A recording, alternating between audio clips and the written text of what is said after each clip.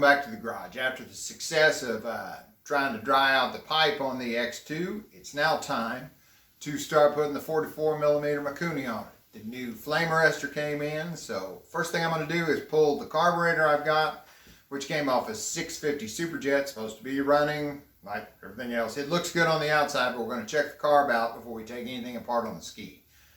If it looks good, pop-off's good. Hopefully the jetting will be close since it's off another 650 engine. We'll start tearing into this and modify the manifold so it'll take the new carb. There's a new flame arrestor I got off eBay. That should work nicely. Used carb, I went and checked the high and low speed needle positions. High speed was 1.5 turns out. Low speed was 2 1/4. I'm going to look up and see what they're supposed to be factory. Right now I'm going to get all these old pieces of hose off here and kind of clean the body up a little bit. Well, that was definitely some old crusty vintage Yamaha fuel line. Came off in little chunks. So now we'll take off the diaphragm cover, get in there, check see what size jets it's got, clean everything out, and check the pop-off pressure. Well, I'm guessing the way that the paint was popping free on the cover here, taking the screws off, this thing's never been apart. Pop the diaphragm out. It's kind of hard. I'll put a new diaphragm in it.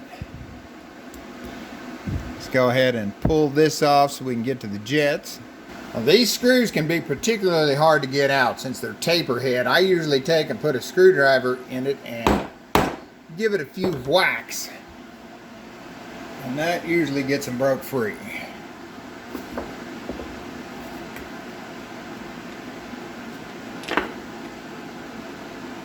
Little flapper valve still looks good.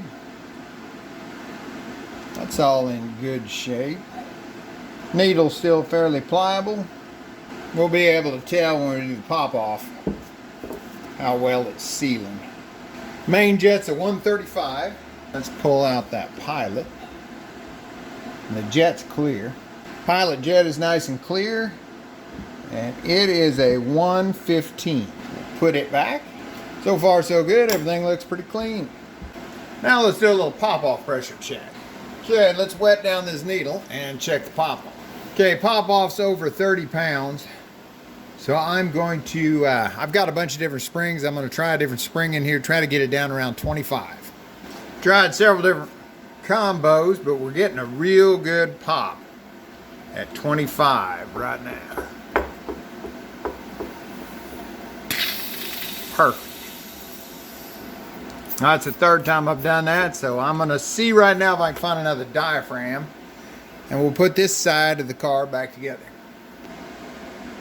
Okay, this diaphragm's not new, but it's a factory Mikuni, and it's got a much better feel than the other one. So we're going to slide that in there and then take apart the fuel pump. I'm going to pop these 4 screws off and take apart the pump.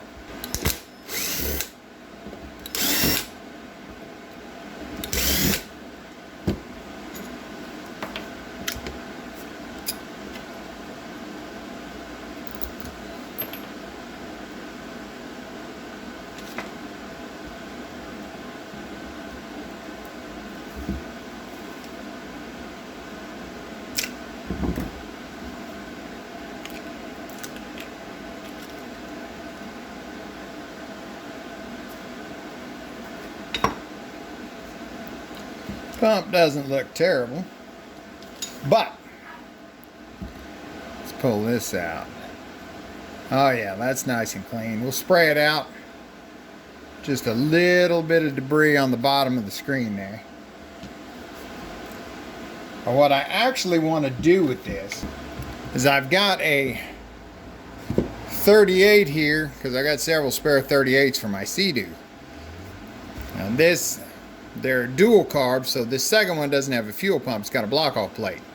I want to put the block-off plate over here and run this with no fuel pump, because the CDKs that are on the X2,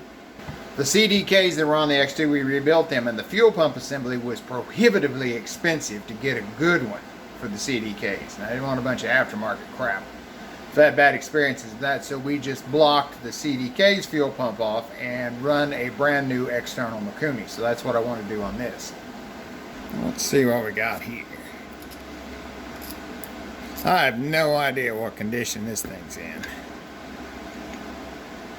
Looks like it'll be fine. Clean it up, slap it on there, and we can go with external fuel pump. All right, clean that up, clean this up,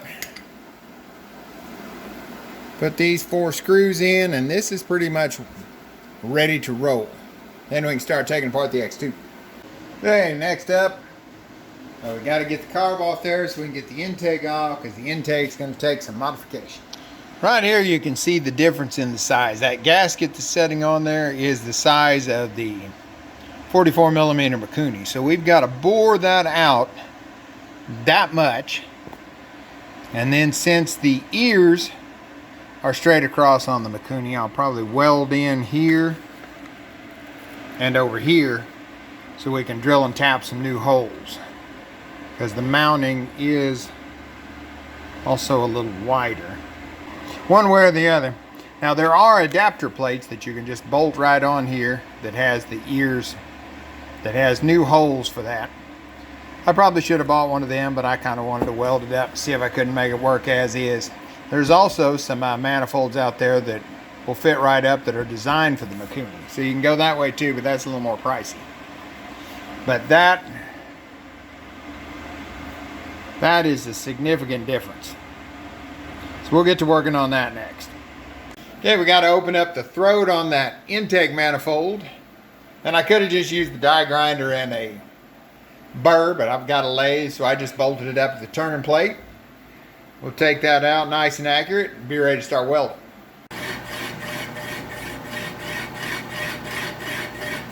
Check that out. Monster size hole compared to what it was. I'll take the die grinder with a little flap wheel and smooth out the front and back edges and make sure you got a nice radius here going down into the runners, and that part will be done.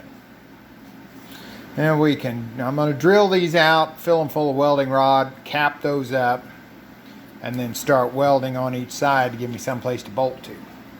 Now got the areas built up there and there where I need the new bolt holes. The old ones are filled in. So as soon as that cools down, I'll start grinding it and shaping it. See if I need any more weld before I drill and tap. Got the surface all flattened out with the belt sander.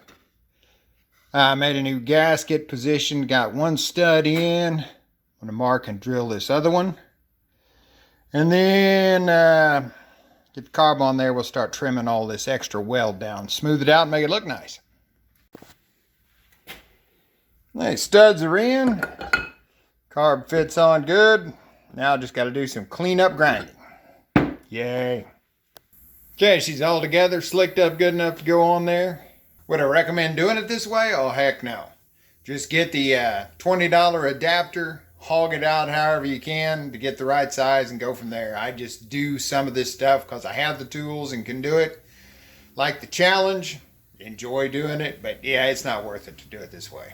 And I've already told Junior if we modify his, he's getting the adapter. There, got the intake back on. Got to start working on the throttle and the choke linkage. I'm going to go ahead and slit this. Got a couple of worn spots up in top. So I'm going to split it to there and then cut it around and just get rid of this. It bundles everything together. It makes it more difficult to work on, and I can always just bundle it together with zip ties later. Well, I was test fitting the Mikuni in there, and it doesn't look like the throttle's going to be any problem. Just instead of routing it down like this, route it around this way. I think what I'm going to do is build a plate to go along here in between the flame arrestor and put the hole in that plate to hold the throttle. Now the choke's a different deal. It's really in the way of everything, and one of the things I like about these projects is scrounging around for parts, because we've got like one parts store in town that's open right now at 7 o'clock at night, and they have absolutely nothing I need. The flame arrestor didn't come with any bolts to hold it down, and they got to be socket head cap screws, metric or 6mm 1.0. Couldn't find any in my part stash. Got to digging through the X2 stuff, and these are block-off plates for the case drains. We put those on there when we first got the skis, but then when I rebuilt the engines, we just drilled and tapped and put pipe plugs in. So I found those in the bag with the ski stuff, and they had the exact right bolts I needed. And then I got to scrounging around. I think we'll take the choke out and just use a primer.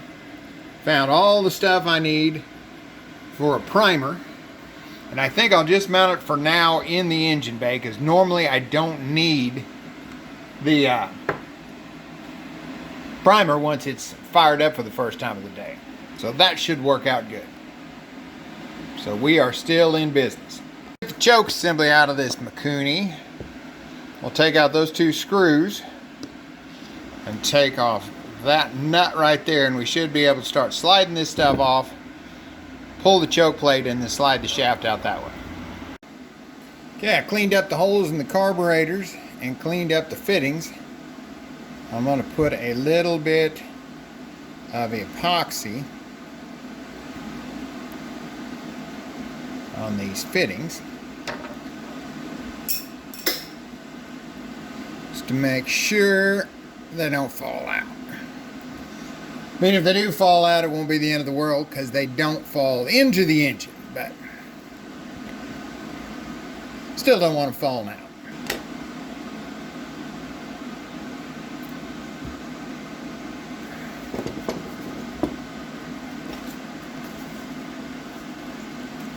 Okay, while the primer fittings are drying, start working on the plate to go on here for the throttle. Found a piece of scrap aluminum, which I have lots of scrap aluminum. I'll just clamp this in the vise, match drill those holes, mark that center, cut that out, trim around the outside, and just leave a notch over here. We can bend it just slightly, hole in it, throttle cable. Boom, she ought to work good. Okay, here we got the throttle adapter assembly.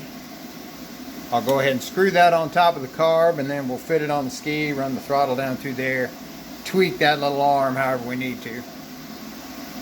Alright, I think everything is done. Got the fuel lines hooked up back there. Added a little primer nipple down here in the reserve line. Mounted the primer up here. Might have to trim a little bit of foam there where it sticks in. Runs it over to the carburetor. The throttle is absolutely perfect.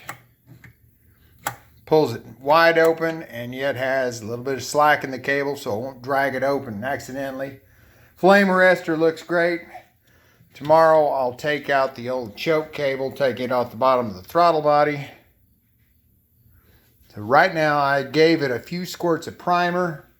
Let's see if it'll fire up.